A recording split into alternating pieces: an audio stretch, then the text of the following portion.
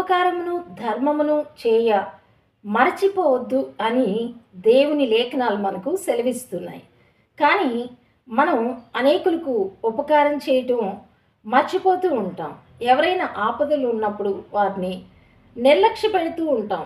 మనం క్షేమంగానే ఉన్నాం కదా, మనకేమీ సమస్యలు లేవు కదా అని అనుకుంటూ ఉంటాం.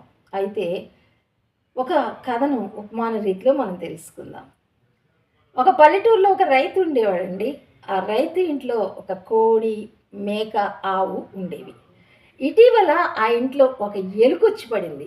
ఆ ఎలుకను చంపివేద్దామని రైతు బజారుకెళ్ళి ఒక ఎలుకను బోను తెచ్చి ఇంట్లో పెడతాడు.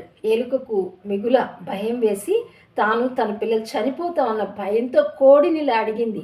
కోడి కోడి, నీవు ఎట్లయినా కానీ ఆ ఎలుకల బోన్ను బయటికి తన్నివేయవా అన్నప్పుడు, నాకేం భయం, నేను నేను చిక్కుకోను కదా, నేను ప్రాణంతోనే ఉంటాను, నాకేమీ భయం లేదు, నేను దాన్ని తన్నివేయను అని చెప్పేసి కోడి అన్నప్పుడు, అది ఇంకా ఎక్కువైన భయంతో మేకను అడుగుతుంది. మేక మేక, ఈ యొక్క బోన్ను తన్నివేయవా, నేను నా పిల్లలు సురక్షితంగా ఉంటాం అన్నప్పుడు మేక అంటుంది, నేనెందుకు తన్నాలి, నేను క్షేమంగా ఉన్నాను, నాకేం పని, నాకు తన్నాల్సిన అవసరం లేదు అంటుంది.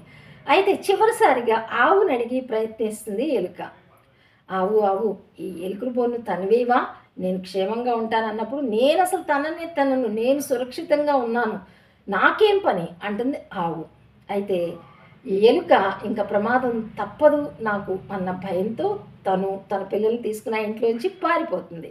అయితే ఆ ఎలుకల బోన్ దగ్గరికి ఆవిడ, ఎవరు, రైతు భార్య, ఒకరోజు వచ్చి మరుసటి రోజున ఆ ఎలుకల బోన్ దగ్గరికి రాగానే పాము దానిలో ప్రవేశించి ఉంటుంది. ఆ పాము ఈ రైతు భార్యను కాటు వేస్తుంది. కాటు వేసినప్పుడు ఈమె హాస్పిటల్లో అడ్మిట్ చేయాల్సిన పరిస్థితి వస్తుంది.